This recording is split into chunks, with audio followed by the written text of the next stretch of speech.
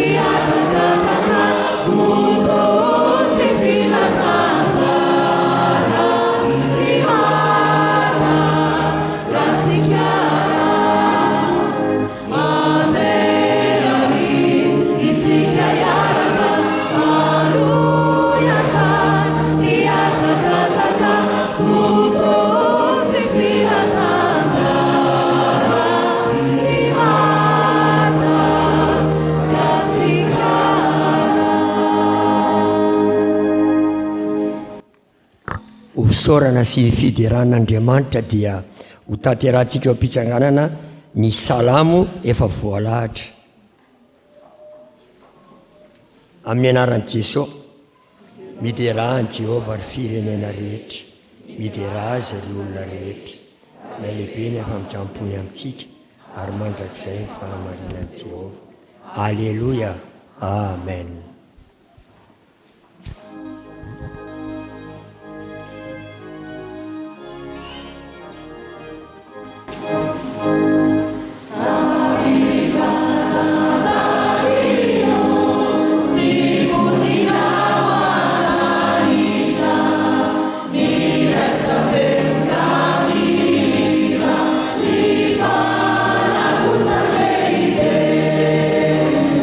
Saya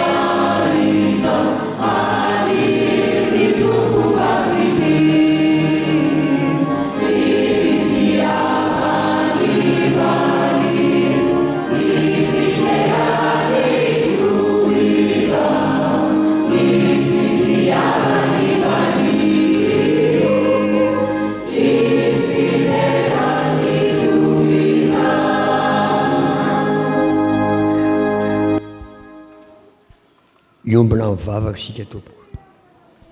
Ry Jehova tompo maro midera sy mankalaza ary mame voninahitra anao zahay, fa Andriamanitra lehibe sy mamindra fo ianao, ka manome anay izao alady izao hitondranam-bavaka ny SAFFJKM ary koa ny fikambanam-pitoroteny sy ny katekista ary ny vita fifanana rehetra eto amin'ny fitandremana. Mangataka aminao zahay mba tafio fanahy masina ka anaiky hotarihana amin'ny fandinihan-tena, ary mba tsy hitony ny dirana teto Tompo no voahanay amin'izao toerana izao. Amin'ny anaranao Jesosy Kristy Tompo no anaovanay izany mivavaka fiterana izany. Amen. Tonga amin'ny fotoana ho an'ny ankizy sy ny tanora isika. Izao dia hitsangana avokoa ny ankizy sy tanora rehetra hanao ny hira efa voalahatra.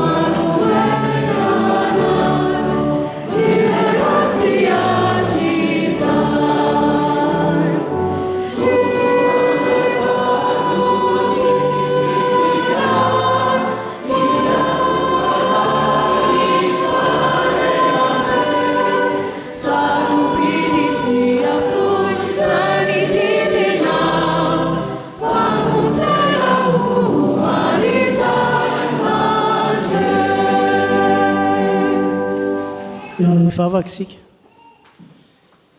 Jesosy, misaotra anao zahay fa mbola manakambara aminay indray ianao amin'ity maraina ity. Koa mitenena aminay araka ny fombanao fa voninky aino izahay. Amin'ny anaranao no anaovanay ny vavaka. Amen. Ny soratra masina izay angalana ny afatra ho antsika dia hita ao amin'ny filazantsara araka ny Marka 4:4, ny 2:20. Ny vaky toy izao amin'ny anaran'ny Tompo, fa tsy misy takona izay tsy ho hita, na miafina izay tsy aseho. Amen. Ndeha tantara kely, tantaran'ny Ananiasy sy Safira no ampitaintsika ny afatra amin'izao maraina izao. Tamin'ny andron'ny fiangonana voalohany tao Jerosalema no niseho ity tantara ity. Tamin'izany andro izany dia nazoto ny vavaka isan'andro ny kristianina, ny ray fo, ny ray saina izy ireo, ary ny fankatisa ny fanampy, ny iraisany avokoa ny fananany rehetra. Koa indray andro nivarotra ny tany ny Ananiasy sy Safira vadiny, ary rehefa lafin'izy ireo ny taniny dia nangalany nanafenany ho azy ny vola vidin'ny tany, fa ny vola sasany ihany no nentiny ka napetrany teo anoloan'ny tongotry ny apôstôly. Rehefa nanontaniana izy dia hoy izy hoe ireo daholo ny vidin'ny tany. Rehefa nahitan'izany Petera dia nanontany ny Ananiasy hoe nahoana Satana no nameno ny fonao handainga amin'ny fanahy masina ka hanafina ny vola vidin'ny tany? Tsy nandainga tamin'olona ianao fa tamin'Andriamanitra. Koa rehefa nandray izany teny izany ny Ananiasy rankizy tanora dia nikarapoka tamin'ny tany ka maty. Rehefa afaka kelikely dia niditra koa Safira, saingy tsy nahalala izay zavatra niseho teo. Dia nanontany azy Petera hoe lazao amiko, ireo ihany ve ny vidin'ny taninareo? Dia namaly Safira hoe eny ireo ihany. Dia nanontany azy Petera hoe nahoana anareo no niray tetika haka-fanahy fanahin'ny Tompo? Indro eo ambaravarana izao ny avy nandevina ny vadinao, ary hakanao hivoaka ihany koa izy ireo. Koa rehefa nandray izany teny izany koa i Safira dia nikarapoka tamin'ny tany ka afaka ny ainy ary dia maty izy. Inona no afatra rankizy tanora? Tandremo ny mandainga na mangalatra na manao zavatra tsy araka ny sitrapon'Andriamanitra. Aza mihevitra hoe tsy misy mahita aho ka hanao zavatra ratsy, fa isika olombelona no mety tsy mahita, fa Andriamanitra kosa mahita izay miafina rehetra ataontsika. Ary hoy ny taolo razantsika hoe aza ny loha samangina no jerena fa Andriamanitra ao tapon'ny loha. Ndeo averintsika miaraka hoe le soratra masina teo. Aiza moa no misy azy rakizy tanora? Marika toko 4:22 ndeo vakitsika mafy miaraka hoe amin'ny anaran'i Jesosy fa tsy misy takona izay tsy ho hita na miafina izay tsy aseho. Dia ho an'Andriamanitra irery ny voninahitra. Amen. Mbola hivavaka isika. Misaotra Jesosy fa miteny aminay ianao fa tsy misy miafina aminao fa hitanao foana izay rehetra ataonay, ka izany no tokony hankataovanay ianao mandrakariva. Tompo, manapinaka izy sy ny tanora, arovy amin'ny fakapanahy izy ireo. Amin'ny anaranao Jesosy. Amen.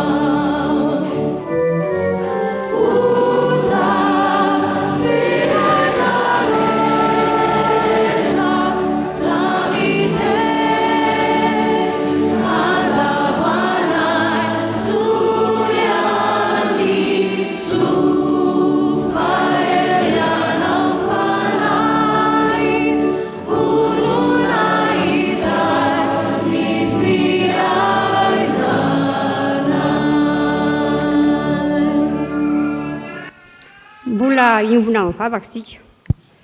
Misaotra anao izay ry Andriamanitra rainay fa nomenao ty fotoana ity mba hianona sy hamakiana ny teninao. Koa mangataka ny fanahinao masina izahay ho an'ny mpamaka ny teny sy ny mpitondra ny hafatrao. Tendreno ny lelany mba ho voapita soamantsara amin'ny vahoakanao izay tianao ambara, mba hitarika ny tsirairay ho amin'ny fandinihan-tena. Amin'ny anaranao Jesosy. Amen. Hiaraka hamaky sy hain'ny soratra masina isika ao amin'ny fanekena taloha bokin'ny Ezra. Ezra toko 5 raisiny ao amin'ny 7 ka hatramin'ny 7. Ezra toko 5 7 ka hatramin'ny 7. Rehefa hita dia ho vakiana amin'ny anaran'ny Tompo. Ary nandrena izany zavatra izany aho dia nandritra ny lambako sy ny akanjoko sady nandromotra ny volon-dovako sy ny sompro dia niperaka takilay torana iny aho. Dia nivory teo amiko izay rehetra nangovitra noho ny tenin'Andriamanitra ny Israely ny amin'ny fahadisoan'ny olona izay efa niverina tamin'ny fahababoana, ary izao mbola nipetraka takilay torana iny ihany hatramin'ny fotoanan'ny fanahtariva. Ary tamin'ny fotoanan'ny fanahtariva dia nody ny haiko ka nitsanganao sady nandritra ny lampako sy ny akanjoko indray dia nandohalika nandritra ny tanako ho amin'ny Jehovah Andriamanitra aho ka nanao hoe: Andriamanitra, mino sy mangay aho raha miandrandra aminao. Ry Andriamanitra, fa ny amaro miotra ny lohanay ny elokay, ary ny fahotanay dia lehibe manakira ny lanitra. Fa hatramin'ny andro nydrazanay ka mandrakandroany dia lehibe ny elokay, ary ny elokay no nanondronanay sy ny mpanjakanay ary ny mpisoronanay eo an-tanan'ny mpanjakan'ny tany hafa ho vonon-tsabatra sy ho babo sy ho voaroba ary angay ahy takan'izao an'izao.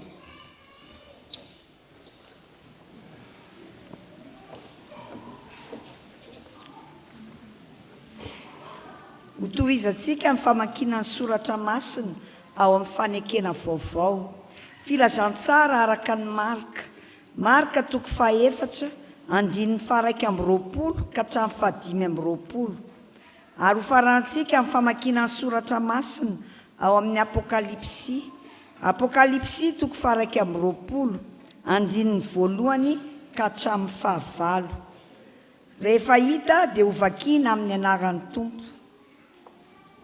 ary hoy izy taminy: moa entina vany jiro mba ho sarona ny vata famarana na atao amban'ny farafara? Tsy atao amin'ny fanaovan-jiro va izy? Fa tsy misy takona izay tsy ho hita na miafina izay tsy aseho. Raha misy olona manatsofina hoety miaino, aoka izy hiaino. Ary hoy izy taminy: dinio izay teny renareo, araka ny ohatra anoharanareo ihany no anoharana ho anareo, ary omena mihoatra aza ianareo.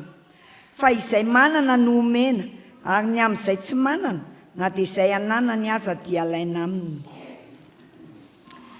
Ary nahita lanitra vaovao sy tany vaovao aho, fa efa lasa ny lanitra voalohany sy ny tany voalohany, ary ny ranomasina dia tsy misy intsony. Ary nahita aho fa indro ny tanàna masina dia Jerosalema vaovao, nidina avy any an-danitra tamin'Andriamanitra, voahomana tahaka ny ampankarina efa miaingo iona amin'ny vadiny. Ary narefeo mahery avy teo amin'ny seza fiandrianana aho nanao hoe: indro ny tabernakelin'Andriamanitra dia eo amin'ny olona, ary izy hitoetra eo aminy, ary ireo ho olony, ary Andriamanitra no hitoetra eo aminy dia ho Andriamaniny. Ary ho fafany ny ranomaso rehetra amin'ny masony, ary tsy hisy fahafatesana intsony, sady tsy hisy alahelo na fitarainana na fanaitainana, fa efa lasa ny zavatra taloha. Ary hoy ilay mipetraka eo ambony seza fiandrianana: indro avaoziko ny zavatra rehetra. Ary hoy koa izy: soraty fa mahatoky sy marina ireo tenyreo. Ary hoy koa izy tamiko: tanteraka ireo, izao no alfa sy omega, ny fiandohana sy ny fiafarana. Izao hanome maimaim-poana amin'ny loharanony ranonaina ho an'izay mangetaeta. Izay maharesy no handova izany zavatra izany, ary ho Andriamaniny aho, ary izy ho zanako. Fa ny osa sy ny tsy mino sy ny vetaveta sy ny mpamon'olona sy ny mpijangajanga sy ny mpanao ody ratsy sy ny mpanompo sampy ary ny mpandainga rehetra dia hanana ny anjarany ao anatin'ny faharimy rehitrafo sy solofara. Izany ny fahafatesana faharoa. Amen.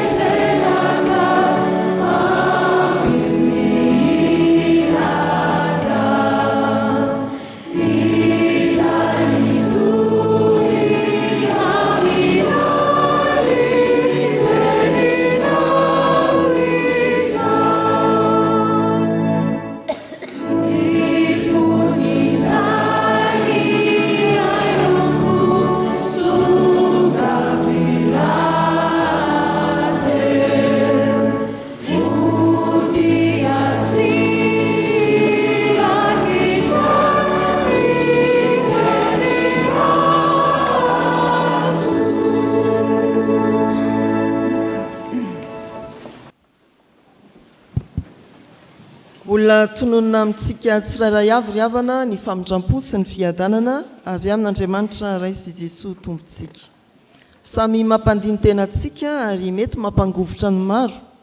ny soratra masina izay novakina tamin'ity alahady fahatelo ity indrindra raha any amin'ny apokalipsy isika no mandinika ny tenantsika amin'izay voalaza an'Andriamanitra fa ity fotoana ity araka ny fanolorana teny am-piandohana ankoatrin'izay ombonana eo ivonevitsike mahatsiarovana ny asantsika ao amin'ny sampanasa asa fampandrosoana eto amin'ny fitandremana misy atsika dia itodiana amin'ny tompo no ny amin'ireo mpanompony mpitoroteny katekista mpiandry areo hafa vita fiofanana manao ny asa fanompoana isatsokajiny eto amin'ity fitandremana ity koa dia tonona manokana ho aminareo voakasika izao fotoana izao ny famindrampo sy ny fahasoavana avy amin'Andriamanitra ny marika toko faefatra ary no horaisintsika ny andininy faaraky amby roapolo hatramin'ny fahadimy amby roapolo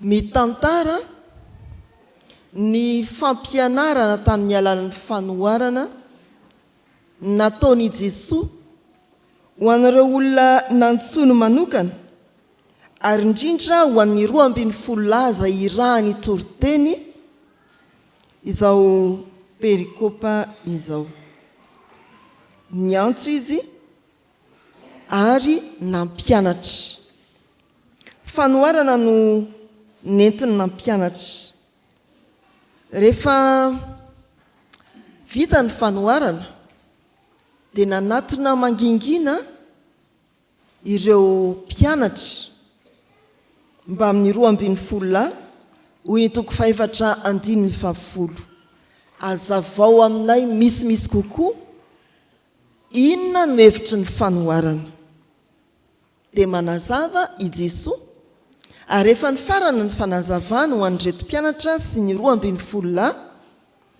dia mametraka izao andiny ny faraky amby roapolo hatramin'ny fahadimy amby roapolo izao izy fanontaniana miendrika fanoharana ary misy fampietreretana sy fampitandremana riavana malala rehetra amin'ny tompo mampahatsiaro indrindra ny vita fiofanana izao perikopa izao nalefa ny fampianarana naneo ny fahalinany bebe kokoa ny faniriany andalina bebe kokoa ny 12 lahy sy ireo olona nanatona ny tompo mangingina mbola iofana mbola hianatra tsy ampiny hoe nafafy fotsiny ny fampianarana fandeha ho alalinina rehefa no azavaina ary zany hevitry ny fanoharana izany raha fitinina dia ambaran'ny tompo fa ny teny dia afafy fa ny vokatra dia mety samihafa misy olona nandray ny teny ny tompo tao anatin'ny teny dia nahavokatra izy misy nandray ny teny izay nafafy fa no ny antony samihafa dia tsy niteraka vokatra izany teny voafafy teo amin'ny olona izany izao ary sika dia hijery ny fampandinian-tena atao anatin'izao perikopany marika toko faefatra andiny faraky amby roapolo hatramin'ny fahadimy amby roapolo izao miompana amin'ny fanontaniana manao hoe natao ahoana ny tenin'Andriamanitra nampianarina anao nataonao ahoana ny fiofanana nomenanao ny voalohany amin'izany napetraka ho aizany jironao andiny faraky amby roapolo sy ny faharoa amby roapolo amin'ny anaran'ny tompo manao hoe ary hoy Jesoa taminy moa entina va ny jiro mba hosarona ny vata famarana na atao ambany farafara tsy atao eo amin'ny fanaovan-jiro va izy fa tsy misy takona izay tsy ho hita na miafina izay tsy aseho ny andiny ny faharaiky amby roapolo indrindra raha dika aty amin'ny fiainan'ny fiangonana dia ny hoe moa nomena va ny tenin'Andriamanitra mba ho ampirimina anaty valizy na natolotra izany mba afenina eo amin'ny fiainanao nofanina ve ianao mba atao haingotrano fotsiny ny taratasy fanamarinana mampitory teny na katekista na mampiandraikitra sekoly lahady na mampiandraikitra sampatia sa nofaniny ianao mba hizara ary manatanteraka ny fanomponao nataonao aiza ny jironao fampandiniateny zany ny havana ny jiro dia tandinjo ny fahazavan'ny filazantsara ilay efa nozaraina tamintsika fiangonana ary tsy ny vita fiofanana ihany na mpitoteny sy ny katekista no nomena sy nampianarina ny filazantsara fa atao hoe nanomboka eo amin'ny batisa fotsiny dia efa nanao fanekena ny iray aman-dreny fa ampitombo ny fahalalan'ny zanany ny soratra masina ampiditra azy ho sekoly alahady hiara-mitaiza amin'ny fiangonana mba alalan'ny zazany Jesoa ary andavany ny asan'ny satana rehetra natao aiza ny soratra masina nataonao aiza ny jironao nataonao aiza ny fampianarana ny tenin'Andriamanitra izay efa notovozinao teo amin'ny fiangonana natany amin'ireo fiofanana samihafa indraindray rehefa nandray ny tenin'Andriamanitra isika dia kristianina maty jiro mivoaka eto amin'ny fiangonana inona moa ilay izy teo tsy tadidiko ohatran'ny misy hoe jiro maty sa inona dia inona koa dia tsy haiko rehefa zao mandiny tena lava zao ny irairaina tamin'ity volana martsa ity ry havana malala ity andiny tsoratra masina ity ny marika 4 andiny ny faraka amin'ny 20 dia mitarika antsika amin'ny fandiniantenany hoe nankaiza avokoa ny soratra masina izay efa nambara taminao atraiza ny nametrahanao izany teo amin'ny fiainanao tena fahazavana ve ianao eo amin'ny ankonanao satria tsy hoe miravaka diplôma fotsiny fa eo aminao ny tenin'Andriamanitra miraikitra amin'ny fiainanao ny tenin'Andriamanitra mandiny tena ry havana aiza ny jironao sao mbola any ambanin'ny vatafamarana sao any ambanin'ny farafara fa ny fanaovan-jiro dia napetraka ho talaky maso ianao sy ny soratra masina ivelomanao tian'Andriamanitra ho vavolombelona ho fanasa ho fahazavana tsy iredareda atao am-piangonana fotsiny fa amirapiratra eny amin'ny fiarahamonina koa ny faharoa izay mampandiny tenantsika atao anatin'izao perikopa izao dia ny andiny ny 7 sy ny 8 anotaninantsika manao hoe nankatoavinao ve ny tenin'Andriamanitra nampianarina anao na niofananao nankatoavinao ve ny tenin'Andriamanitra nampianarina na nampiofanina anao hoy ny andiny ny 7 sy 8 amin'ny anaran'ny tompo manao hoe raha misy olona manatsofina hoenty miaino aoka izy hiaino ary i Jesoa dia nio izay teny renareo araka ny ohatra anoharanareo ihany no anoharana ho anareo ary omena mihoatra aza ianareo inona moa ny hevitra izany soratra masina izany raha makeo amin'ny andinin'ny 7 sika izay nitenenan'ny tompo ny amin'ny fanoharana tamin'ny olona rehetra dia hoy izy hoe izay manantsofina hoenty miaino aoka izy hiaino fa eto amin'ny andininy 7 kosa dia miteny Jesoa manao hoe raha misy olona manatsofina hoenty miaino aoka izy hiaino dia nio izay teny renareo araka ny ohatra anoharana nareo no anoharana ho anareo ary omena mihoatra aza ianareo mandinika isika ny hoe nankatoavintsika ve ny teny nampianarina sy ny fampiofanana nomenantsika momba ny tenin'Andriamanitra nanatsofina ianao ary ny aino fa nydinianao ve izay renao no hoe mandinika dia fantatsika fa mampatsiah ny karazana biby fiompy dia ny omby rehefa avy nihinana ny vilona izy dia latsaka ny anaty vavony ny vilona nohaniny rehefa mipetrapetraka iny izy dia mamerina mitsakotsako zany vilona izany. Tena izany ve ny fiainantsika kristianina? Tena izany ve ny fiainantsika tamin'ny fiofanana izay nomenantsika? Sady hoe vita ny lesona androany dia akomboniny ka hoe mifankahita indray amin'ny mpampianatra taranja manaraka. Vita ny lesona androany sekoly alahady, akombony hiteo indray ny amin'ny heriny. Tena alalinitsika, diniantsika, averintsika tsakotsakoana, tena ho tonga nofo ao amintsika ve ny tenin'Andriamanitra. Ry havana malala rehetra ao amin'ny tompo, mandiny tena tokoa isika, hatraiza ny fankatoavantsika ny teny, ny fandiniantsika mangina, ny soratra masina izay nampianarina antsika, ny fandiniantsika ny tenantsika manoloana ny soratra masina. Mandray fampianarana ianao, mandray ny soratra masina ianao, nefa tsy mankatoa, tsy mandinika izay norenesinao. Ny fianona ry havana dia tsy maintsy hitondra fandinian-tena ho antsika, ary tsy mijanona amin'ny fandinian-tena ihany, fa mitondra koa amin'ny fiovana. Fiainona mampivoatra vokatry ny fandinian-tena. Eto amin'izao andininy 420 izao dia hoe araka ny ohatra hanoharanareo ihany no hanoharana ho anareo. Raha ohatran'iny izany ny fampianarana noraisinao, dia ohatran'iny koa no andrefesan'Andriamanitra anao eo anatrehany.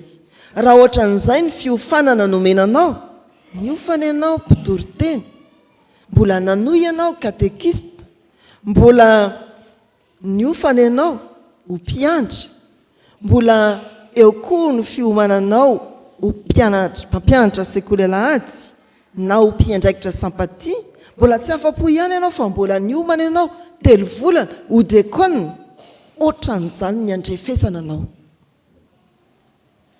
Aiza ny fandiniantsika izay nomenantsika, ny ainatsika tafiditra ny anaty ve ilay izy, sa ny tsakotsakoana dia naloha. Aoka hodiny anareo izay renareo hoy ny soratra masina. Ny fahatelo ry havana, fandinian-tena izay hiantsonantsika mitomba ao anatinao ve ny tenin'Andriamanitra. Hoy ny andininy 5:20. Fa izay manana no omena, ary ny amin'izay tsy manana na dia izay ananana aza dia alaina aminy. Tenin'Andriamanitra dia toy ny vo afafy ary miroborobo tonga mamoa raha nafafy teo amin'ny tany tsara. Izany no hitaoman'ny soratra masina antsika ho tonga amin'ny fandinian-tena. Rehefa miomana na miofana hitory ny filazantsara isika, na tafika masina, fitorohiteny, na katekisa, fizarana tenin'Andriamanitra, dia maria ny mpampiofana mandrakarivany hoe ry havana malala, arakaraka izay izarana no hitombona. Io tsy tahaka ny mofo any an-trano ka hoe rehefa zaraina tapitra tsy itsony, ianao tsy mahazo. Fa arakaraka ny izarana ny tia mofonaina, ny tenin'Andriamanitra ity no hitombony ao anatitsika. Misy ny olona tena miaina ny fampianarana, ny toriteny izay nomena, ary tonga ny fizarana izay efa noraisiny. Dia mitombo ireny olona ireny. Hitanao mandrakariva, mangetaeta, ny mbola andray sy izary ireny olona ireny. Misy olona kosa nijanona teo amin'izay fandrenesana ihany, fa tsy tonga tany amin'ny fizarana, dia inona ny zavatra hita eo amin'ny fiainany? Miembotra izy, tsy hitantsony izy. Mety hoe katekista izy, na mpitory-teny, na mpiandry, fa sady andrasana izy no lasa hitoriana teny ary karakaraina ny fiainam-panahiny. Miembotra izy, tsy nitombo izy, ka izay nananana aza dia nalaina taminy, izay efa tao aminy aza dia nesorina taminy. Mampandiny teny izany ry havana, tsy hoe eo anivon'ny vita fiofanana sy ny mpitory-teny, katekista, mpiandry ihany no ampieritrretana an'izany, fa amintsika fiangonana izay nomena ny soratra masina. Tanterahanao ve? Nomena maimaim-pona ianao mba hizara maimaim-pona. Matoa misy fiangonana miembotra anisany nitondra azy amin'ny fiamorana ny tsy nizarany ny tenin'Andriamanitra izay noraisiny tamin'ny hafa. Hoy ny Tompo mampieritreritra antsika izay manana no omena ary ny amin'izay tsy manana na dia izay ananany azy dia alaina aminy. Andiny teny sika riavana. Voalohany, aizan'ny fanaovan-jironao no napetraka. Ny faharoa, nankatoavinao ve ny fampianarana sy ny tenin'Andriamanitra no toriana taminao. Ny fahatelo, mitomba ao anatinao ve ny soratra masina. Engany ho kristianina vita fandinian-tena hiatrika ny Paska amin'ny fandresena isika. Ka ho kristianina fahazavana, ho kristianina mankatoa, ho kristianina mitombo amin'ny fahalalana an'Andriamanitra. Amen. Retsika teo ry havako ny tenin'Andriamanitra izay manambara ny sitrapony. Eo anatrehan'izany dia miariary ny tsy fahatanterantsika. Ndeha isika hiara-iombona amin'izao vavaka fifonana izao. Saotranao zay ry Tompo Andriamanitra fa nampatsiahivinao anay tamin'ity anio ity, ny amin'ny asarobidy ny teninao, jiro mampahazava anay, ary koa mahatonga anay ho fahazavana ho an'izao tontolo izao. Mahatsiaro ny andro lasa izay Tompo, na zay aza dia tsy mahatanisa ny teny izay efa nampianarina anay. Misy amin'ireny dia hainay tsy injery aza. Indrisy anefa fa mpiaino manadino izay fa tsy mankatoa. Tsy mba hivelomanay akory aza ny teninao. Ary amin'ny fotoana izay tokony hijoroanay vavolombelona ny amin'izany teninao zany, dia menatra izahay. Mifona aminao izay Tompo ny amin'ny tsy fahatanteranay. Ankehitriny dia mangataka izay mba ho avozinao, mba hahatonga anay hiaina amin'izany teninao izany. Mino izay Tompo fa amela ny elokainao, hanavao anay amin'ny alalan'ny fanahy masina. Mianoa anay ry Tompo tsara ho, amin'ny anaran'i Jesoa. Amen.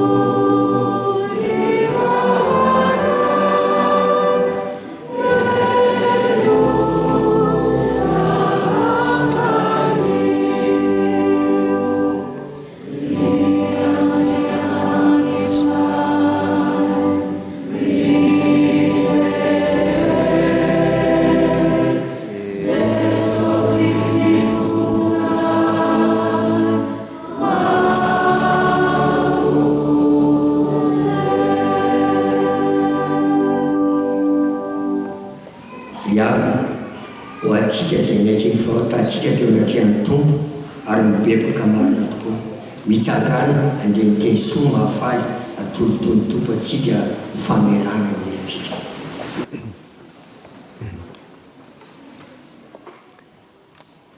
Notadiaviny izay tsy naniry aho sy hitany izay tsy nitady, hoy izao tamin'ny firenena izay tsy natsoina tamin'ny anarako, inty aho, inty aho.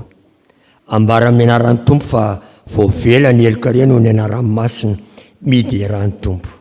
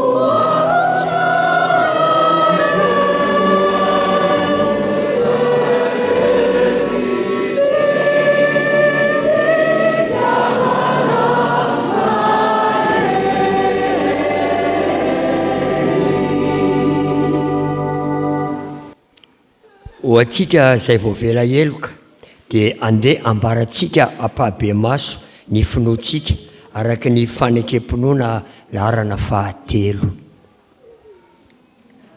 Mihinan'Andriamanitra tsy toa aho izay mpanao ny lanitra sy ny tany. Andriamanitra dia fanahy, Andriamanitra dia fitiavana, Andriamanitra dia manjaka hatramin'ny taloha indrindra ka ho mandrakizay. Andriamanitra dia mampiseho ny fitiavana antsika, fa fomba mbola mpanota isika dia maty hamonjy antsika Kristy. Mino an'i Jesosy Kristy zanany lahatokana tompontsika aho, tonga izy hitady sy hamonjy ny very. Izy ny lalina sy fahamarinana ary fiainana. Izy dia tsy miova omaly sy anio ary mandrakizay. Mino ny fanahy masina aho, izy ny manambara fanahy itsika, fa zanak'Andriamanitra isika. Fanahy iray ihany nanaovam-batisantsika rehetra ho tena iray. Ny fandresena izay ety mandresy izao tontolo izao dia ny finoantsika. Tompo ampitombo ny finoana ianao. Amen.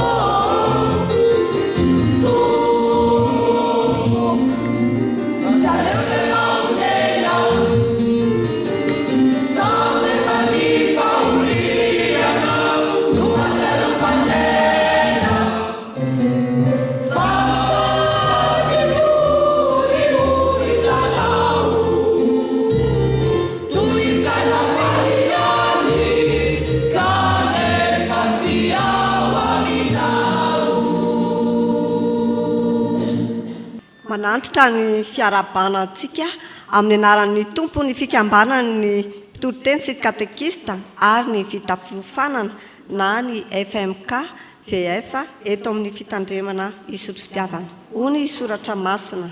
Koa amin'izany ry rahalahy malalako dia miorena tsara asa miova ary mahefapy mandrakariva amin'ny asan'ny tompo. Koritianina voalohany toko 15 andiny 7:50 tapany A.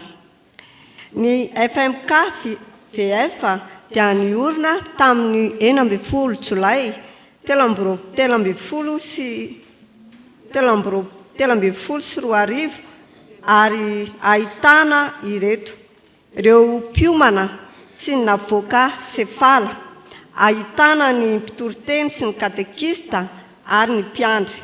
Ny mpiomana sy ny navoaka fitela, mpiandraikitra mpanazava stily, mpiandraikitra rantsana fanantenana, ny SAM ary ny misionera.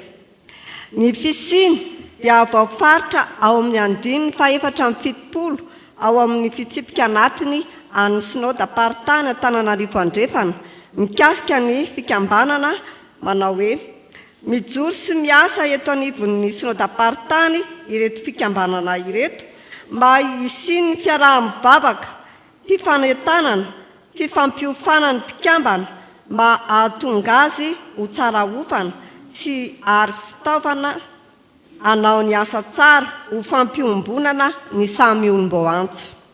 Reto avy izany: ny firalahin'ny mpitandrina sy ny vatiny, ny fikambanany dekona sy ny loholona, fikambanany laika vita fiofanana. Ny mpikambana dia fanandray anjara tamin'ireo herinandro fiaraha-mivavaka tahaka ny sampana sy ny fikambanana misy eto amin'ny fitandremana isotro fitiavana.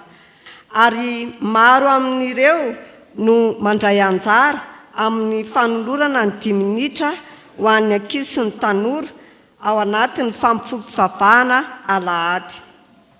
Mandray anjara arabola ihany koa ny fikambanana amin'ireo hetsika rehetra tanterahana eto amin'ny fitandremana. Ny tandrony dia ny fitoriana ny filazantsara Jesosy Kristy, fanohizana sy fampiarana ny fiofanana efa vita, ary fifampaherezana sy fiofanana mitohy ho an'ireo laika nandray fiofanana teo anivon'ny FJKM. Fandaminana sy fanatanterahana ny asa fijoroana vavolombelona. Araka izany dia entanina ny laika rehetra na vita fiofanana tamin'ireo sehatra voalaza tery aloha ireo hiditra ho mpikambana ato amin'ny FMK VF ary ho tonga amin'ny fotoam-pivoriana rehefa sabotsy voalohany amin'ny volana amin'ny 10 ora maraina ao amin'ny efitranony dekona. Amin'ny anaran'ny tompo mbola hanorina anao indray aho ka dia hiorina ianao ry Sarahely Virginie. Jeremia 2:30 andiny 4 tapany A. An'Andriamanitra irery ny voninahitra.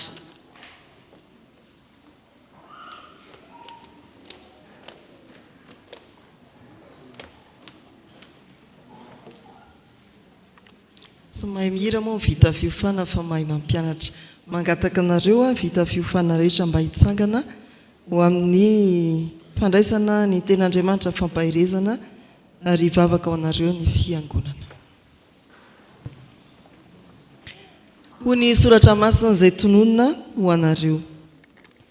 Ny Timoty 2:4 andiny 1:5 amin'ny anaran'ny tompo manao hoe: eo anatrehan'Andriamanitra sy Kristy Jesosy izay tsara ny verina sy ny maty no ananarako anao mafy, mitoriany teny, mazotoana amin'ny fotoana tsy amin'ny fotoana, mandrese lahatra, mamporosi, mananara mafy amin'ny faharipo sy ny fampianarana rehetra, fa ho avy ny andro izay tsy ahazakan'ny olona ny fampianarana tsy misy kilema, fa angididy sofina izy dia moro mpampianatra ho azy araka ny filany, ary ampialany sofiny amin'ny teny marina tokoa izy ka hiviry ho amin'ny anganongano.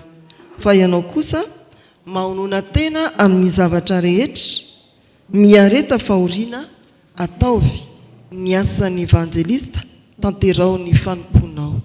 Amen. Ivavaka isika.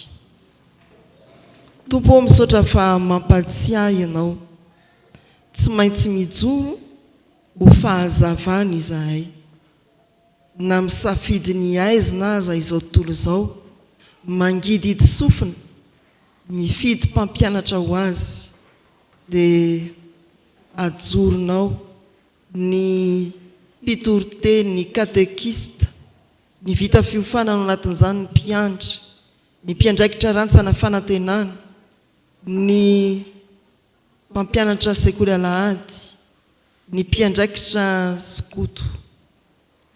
Ary misaotra anao satria misy zany amin'itony fitandremana itony, tsy niantso tany anefitra ny fiangonana fa nisy ny namaly ny antsonao.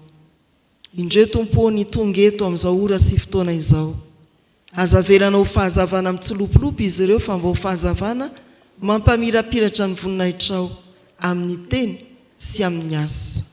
Any kosa ireo tsy tonga eto, azavelanao ho fatijiro izy ireny, fa tena velomy indray eo am-pony ny antsonao, ary toano fanahy mazoto izy mba tanteraka ny fanompona arak'izay ny antsonao azy. Ny fiangonana koa ny fampaherezana azy ireny, anokafana ny sehatra ahafahany mampiasa ny fanomezam-pahasoavana, mampiatra ny fiofanana izay nomena azy. Dia matoky ary izahay fa ho toafatoetra tsara mandrakizay ao aminao reto mpanomponao, androso hery ny fikambanany vita fiofanana, ny mpitoroteny sy ny katekista, ary oatra lavitra noho izay kasainy no vitany eo an-tanimbolonao. Jereo koa ny ankoran'izy ireo miombona fiantsona aminy mba ho feno vavaka, ary ho isan'izay mbola ho fahazavanao koa, mba tsy ho izy ireo ihany no fianarana ho an'ny mino, fa ny ankonany ray aman-dreny na ray tapo vady aman-janaka. Misaotra Jesosy Tompo amin'ny anaranao, lay tompo ny fiantsona. Amen. Aoka hipetraka ianareo. Ampifaliana trano no andraisantsika ireto havantsika ireto manavao ny fanorantenany, ary manolotra ny zanany ho an'Andriamanitra amin'ny alalan'izao sakramentany batisa izao. Eno indray ary ny teny avy amin'ny soratra masina norenan'ny fiangonana ity sakramenta ity. Hoy Jesosy: efa nomena ny fahefana rehetra any an-danitra sy ety an-tany, koa mandehana ianareo dia ataovy mpianatra ny firenena rehetra, manao batisa azy ho amin'ny anaran'ny Ray sy ny Zanaka ary ny Fanahy Masina, sady mampianatra azy hitandrina izay rehetra nandidiko anareo. Ary indro izao momba anareo mandrakariva, ambara-pahatonga ny fahatapelan'izao tontolo izao. Hoy koa ny soratra masina: ary ahoriko ny fanekeko amiko sy ho aminao, mba amin'ny taranaka mandimby anao hatramin'ny taranaka faramandimby, ho fanekena mandrakizay mba ho Andriamanitrao sy ny taranakao mandimby anao aho. Ary tao aminy koa namorananareo tamin'ny famorana tsy natao tanana, tamin'ny fanesorana ny tenany nofo, tamin'ny famorany Kristy, fa niara-nilevina taminy ianareo tamin'ny batisa, izay niarahanareo natsangana tamin'ny koa no ny finoana ny asan'Andriamanitra izay nanangana azy tamin'ny maty. Fa ianareo rehetra dia zanak'Andriamanitra amin'ny finoana ny Kristy Jesosy, fa na iza ianareo natao batisa ho an'i Kristy, dia nitafy an'i Kristy, tsy misy intsony na jiosy na grika na andevo na tsy andevo na lahy na vavy, fa iray ihany ianareo rehetra ao amin'ny Kristy Jesosy. Noho izany ary ray aman-dreny teraka sady mpiantoka ny zaza, misy fanekena ataonareo eto anatrehan'Andriamanitra sy ny fiangonana. Mo manolotra ireto zaza ireto ho an'Andriamanitra raintsika va ianareo. Ekenareo va ny joro na amin'ny teny na amin'ny asa, ho mpanompon'Andriamanitra mahatoky mba hahatonga anareo fianarana ho an'ny zaza amin'ny androm-piainanareo rehetra. Ekenareo va ny anatanterahany fiangonana amin'ny reto zaza ireto, ny fitaizana rehetra araka amin'ny filazantsara tokony atao aminy, hahatonga azy hitombo amin'ny fahalalana izao fahasoavan-dehibe raisiny avy amin'Andriamanitra izao, anekeny an'i Jesosy Tompo, azony hery andavany ny asan'ny Satana rehetra. vonina hivavaka ho azy sy hampianatra azy hivavaka ka hampiditra azy ho mpianatra sekoly alady va ianareo. Ekenareo va ny hampianatra azy ny anton'izao fanaova-batisa izao ary ianao izay hahatonga azy ho mpandray ny fanasan'ny tompo. Efa ren'Andriamanitra ny fanekenareo matoky azy hanampy anareo amin'izao andraikitra masin'izao izy ny hery ny tanterahana amin'ny fahalemena. Isika fiangonana kory havana dia tompon'andraikitra eo anatrehan'Andriamanitra amin'ny zaza rehetra efanao raisitsika aokary isika retsangana hivavaka.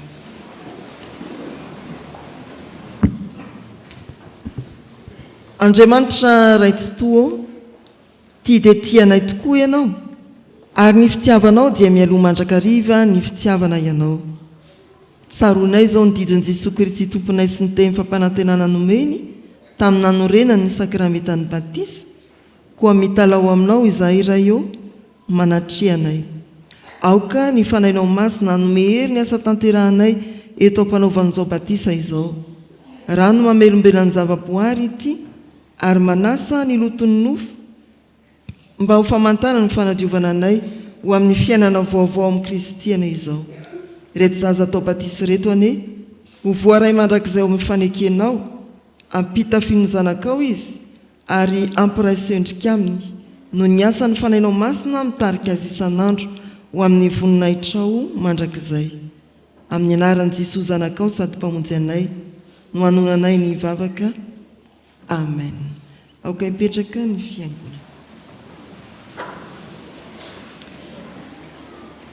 Rasoaaga miaina soa tiany avo. Sahoanaka manao batisanao amin'ny anaran'ny Ray sy ny Zanaka ary ny fanahy masina ho aminao mandrakarivany ny Tompo. Amen.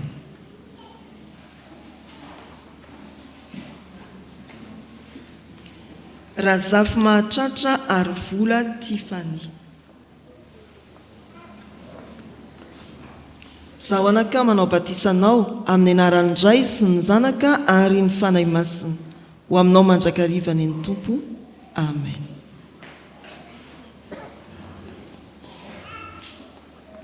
Dia hivavaka isika. Faly misaotra anao zahay Tompo fa tanteraka ny faniriany reto ray aman-dreny reto miombinaina ao amin'i Jesosy Kristy ny Zanany ka isan'ny vahoaka ny fanjakanao Andriamanitra. Ny angatahanay fiangonana dia nitehirizanao ireto zaza ireto eo ambany fahasoavanao ka mba hampaharitra azy hatramin'ny farany amin'ny fivavahana aminao Andriamanitra Ray sy Zanaka fanahy masina. Ampio ny ray aman-dreny sady mpiantoka mba hazony manatanteraka ny fanekena nataony teo anatrehanao mba ny fahasoavanao anie ny ezaka rehetra ataon'ny fianakaviana sy ny ray aman-dreny ary ny fiangonana amin'ny fitaizana ireto zaza ireto angatahanay amin'ny anaran'i Jesosy Kristy izany. Amen. Raiso ny teny fanomezan-toky izay tononona amin'ny anaran'ny Tompo.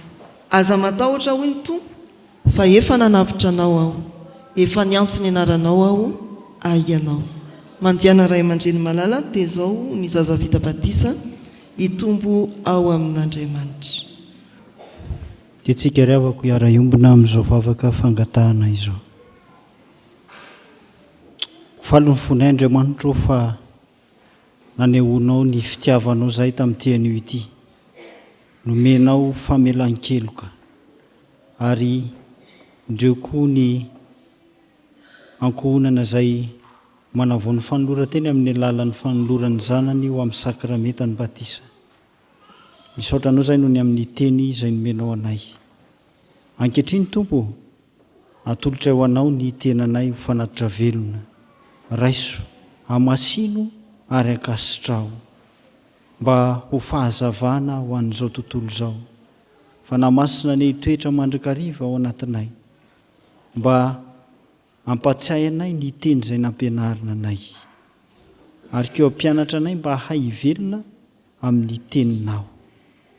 Ankehitriny mahatsiaro manokana ireo havanay, ireo namanay izay tsy salama izahay na eto izany na ny tsy eto, any an-tokantrano any amin'ny toeram-pitsaboana maro samihafa.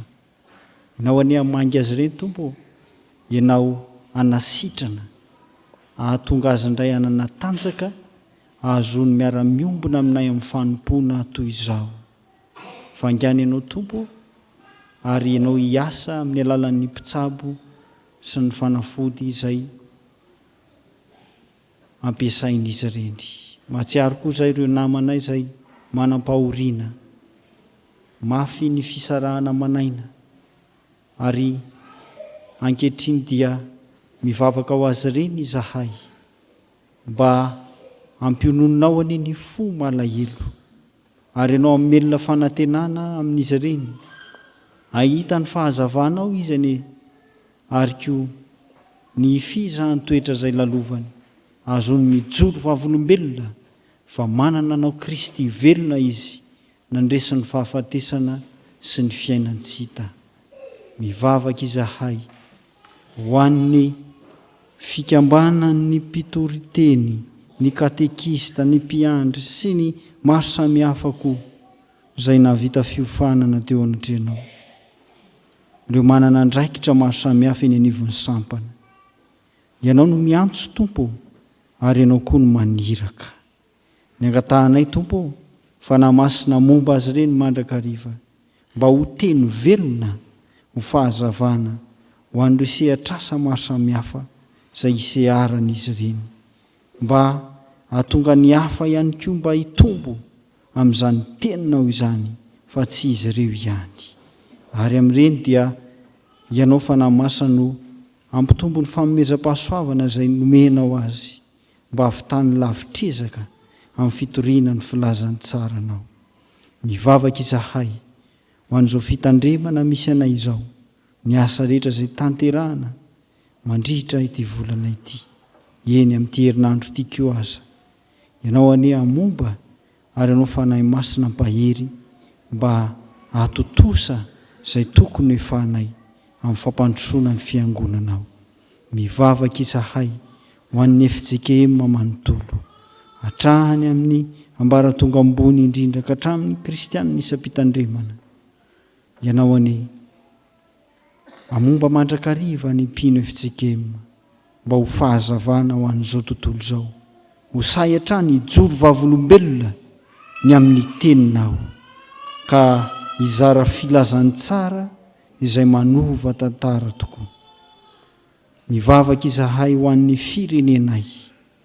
Ianao anie tompo ampanjaka ny fahamarinanao eto amin'izao tanina izao, ireo mpitondra isa tokony, ireo sehatra politika maro samihafa mba tsy ho lany andro amin'ny ady seza sy ny adila politika, fa hihevitra mandrakariva izay ampandroso an'ity Madagasikara ity, ary indrindra mba ahatonga amin'ny malagasy anatona anao Andriamanitra. Izany no angatanay ho an'ireo malagasy kristianina izay mijoro vavolombelona noho ny amin'ny finoananao, mba hahery hatrany anie ho fahazavana ho an'ity Madagasikara ity. Vavaka izay ho an'ny fandriampahalemana maneran-tany, ao ny ady maro samihafa mitranga eto sy roa. Fangany ianao tompo, ianao izay fanteny hoe indro avosiko ny zavatra rehetra, ianao hanavao ny tontolo izay noharianao ao amin'ny fahatsarana, izay ravan'ny ota, izay torotoro ary ankehitriny dia mbola miaina ao anatin'izany. Ianao anie tompo hampandry fahalemana izao tontolo izao ary ho tanteraka tokoa ny teninao fa ho foana ny ranomaso, ho foana ny adila politika maro samihafa. Ankehitriny izay dia mametraka feno ny fiainanay eo an-tananao, ny ankonanay manontolo. Ianao anie hamombanay hatrany tompo amin'ny zavatra rehetra mba ho votahiry amin'ny finoana izahay amin'ny fahamasinana ihany koa, izay rehetra mahasoanay ka tsy voatononay. Tanterao araka ny alehibe nindra fonao, anao mihoatra noho izay voatononay azy ianao satria ianao mahay mihoatra noho zahay izay mahasoanay. Ho fiombonanay akambanay izany vavaka izany amin'ilay nampianarinao manao hoe rainay izay ny an-danitra, ho masinany eny anaranao, ho tonga any ny fanjakanao, atao any ny sitraponao ety an-tany ho tahaka ny any an-danitra. Meo anay n'io izay anina sahaza ao anay ary mamelany elokay tahaka namelanay izay meloka taminay, ary aza mitondra anay ho amin'ny fakapanahy, manafanay amin'ny ratsy. Anao ny fanjakana sy ny hery ary ny voninahitra mandrakizay. Amen.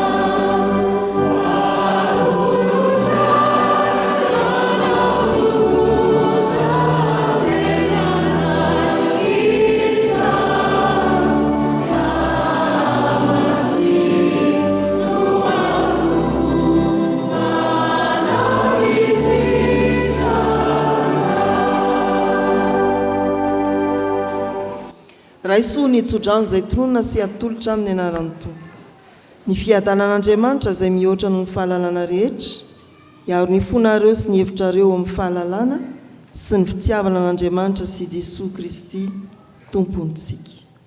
Amen.